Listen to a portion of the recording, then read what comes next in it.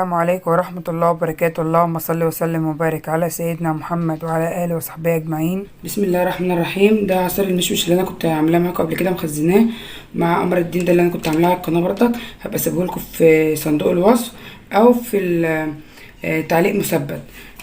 ده وفر عليا كتير إن لفة قمر الدين دلوقتي عشان تلاقيها يعني تلاقيها الأصلية عمرك ما هتلاقيها إلا غالية جدا. ودي بتوفر، دي كانت أنا عاملاها موفرة معاكم. انا هقطعها معاكم اهوت. انا طبعا كنت حاطاها في الفريزر، هقطعها بالسكينه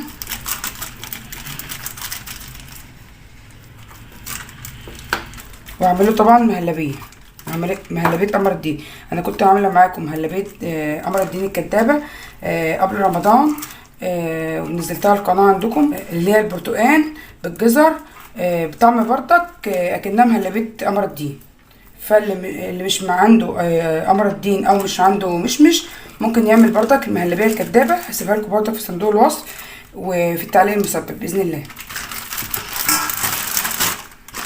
طبعا انا كنت حاطه على الكيس ده كيس نايلون بيجي من عند بتاع الاكياس. بتجيبي كيس نايلون مش كيس لبن عادي، وبتحط عليه زيت زيتون او زيت عباد المتاح عندك، وعشان كده هي مش لازقه في الكيس. وطبعا كنت حاطاه في الفريزر وسايباه يفك لحد ما فك. وبعد كده بدات اقطعه عشان يبقى سهل معايا. اما احط عليه الماء السخنه هسيبه ابقى اجي اعمل بيه المهلبيه يبقى سهل معايا.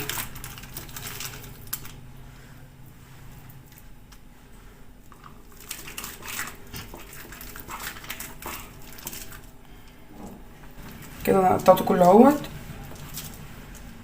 هجيب بوله بقى ستانلس، احط شويه ماء سخنه في قلب البوله عشان بس قمر الدين ما يلزقش في الارضيه.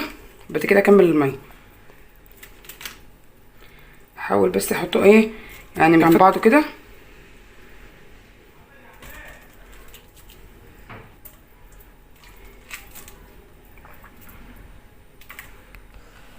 هنا كده انا حطيت قمر الدين، هكمل الماء السخن عليه.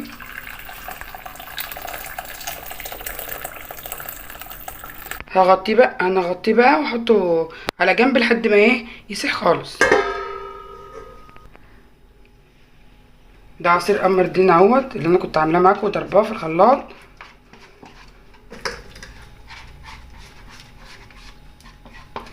شايفين لون المشمش جميل ازاي، ولونه طبيعي لسه زي ما هو، عشان طبعا انا كنت حاطه الملح الليمون وحاطه السكر مظبوط ومقاديره.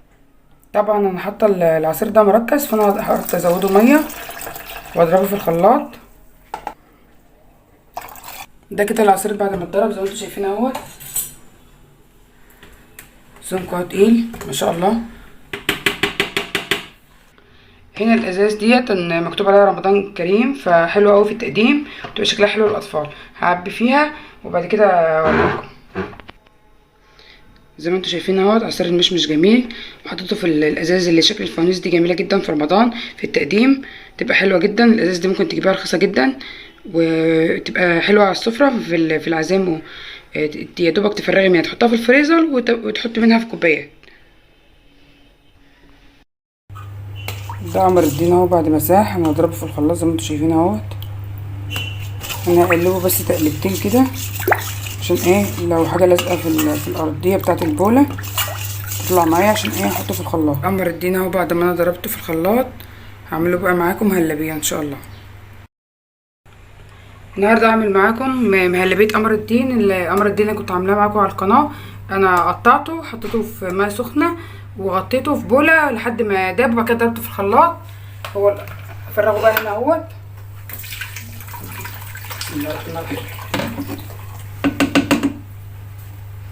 هنا كده هفرغه في الحله.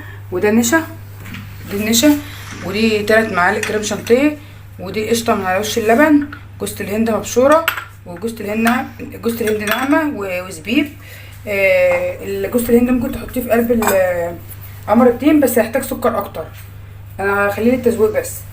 هحط بقى هنا 10 معالق لان العلبه ديت 2 لتر، واخد 10 كوبايات انا معايراهم. هاخد بقى 10 معالق نشا من هنا. 1 2 3 4 5 6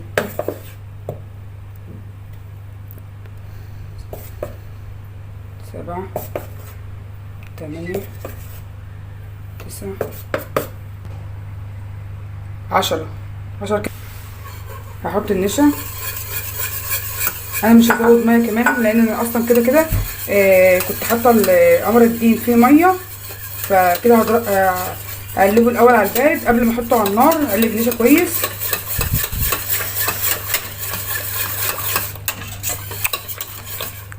تلات معالق كريم شانتيه كمان اهو. 2.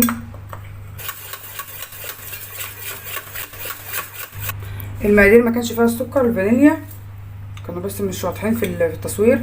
هحط 1 2 3 4 5 6 دول حوالي 7 معالق. ولو انا احتجت كمان وانا بقلبها على النار، لو دقتها لقيتها محتاجه سكر هحط لها سكر كمان. السكر ده حسب الرغبه، والفانيليا بتتحط في الاخر خالص. هنا زي ما انتم شايفين هي بدات تغلي.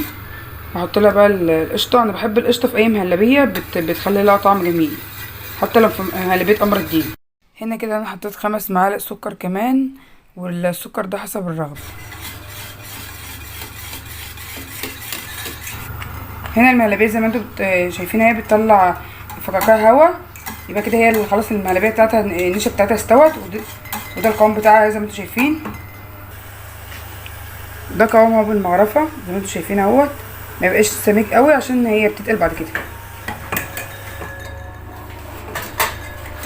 بسم الله الرحمن الرحيم.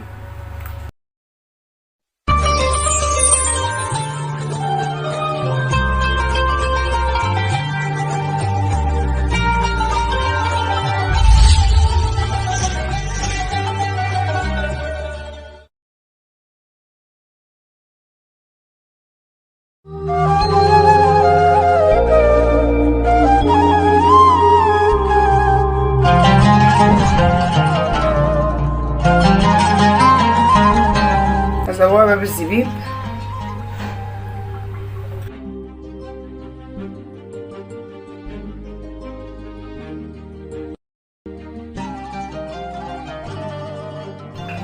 هزوقها بقى بالزبيب.